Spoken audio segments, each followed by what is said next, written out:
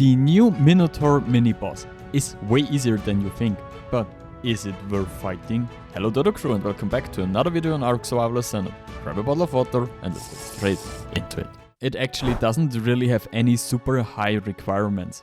It needs a few tributes and you have to find it in the cave first.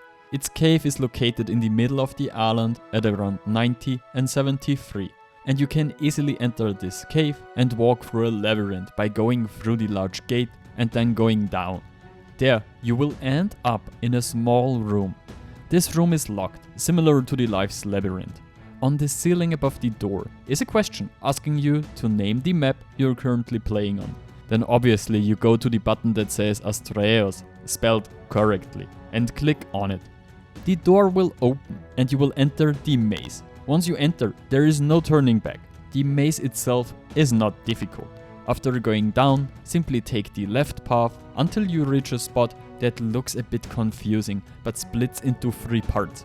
Take the first one on the right. Be careful, as it looks quite narrow and is easy to overlook. From there, it's basically straight ahead. There are no more intersections, which means you will end up directly at the boss. However, you can only summon the boss if you have taken the tributes with you. The boss itself only has 1 difficulty level and has exactly 200,000 health points. There are several ways to defeat the Minotaur, but first, let's look at what does not work, and that is the Tyler. Tylers do not cause bleed damage and therefore are useless.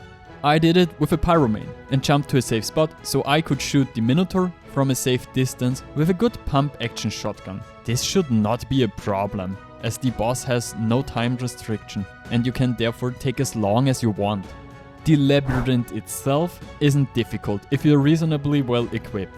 That means you need a few good sets of flak armor, something to eat, med brews, and I did it with a Pyromane, but it could also work with a Procoptodon, Cosmo, Deinonychus or anything else. Alternatively, you can also bring a Deinonychus, as the Deinonychus bleed works on all bosses, including the Minotaur, and that's it. The fight itself is relatively easy or relatively difficult, depending on how you want to do it. The easiest option is to jump onto one of the safe spots with a Pyromane, Cosmo or Procoptodon, and then defeat the Minotaur from there with a shotgun. However, you can also take 1 or better 2 Deinonychus, give them good saddles, and then simply destroy the Minotaur with bleed damage. Are you tired of playing alone on a dead server? Sick of lag, wipes, and admins who never show up?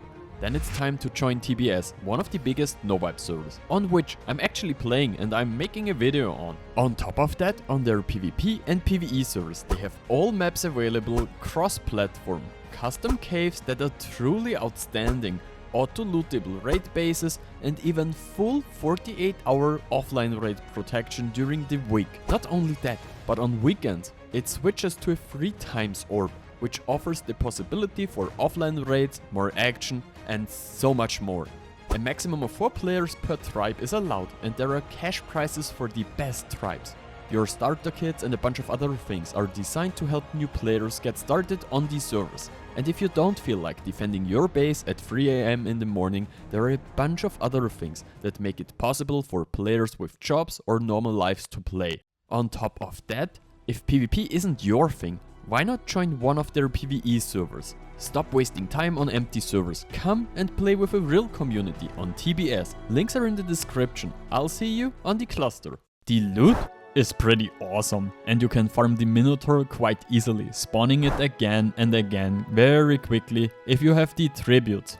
Not only is the Minotaur the only creature on Astraeos that gives you the artifact of the Strawn, but it's also one of the best sources of loot ever. It drops everything from armor and saddles to weapons and the corresponding blueprints. What's more, you even get 30 element for this mini boss on top of that, before you've even done any of the other bosses for engrams. There was a bug that allowed you to spawn multiple Minotaurs in the arena, but this has already been fixed and can no longer be exploited.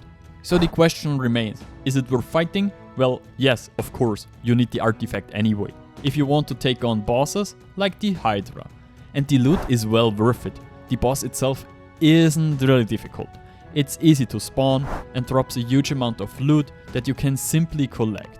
I hope you liked this video, and I'm thrilled to read if this video has helped you. Hit the like button, leave a comment below for the algorithm, and consider subbing to the channel. Alright, Frodo.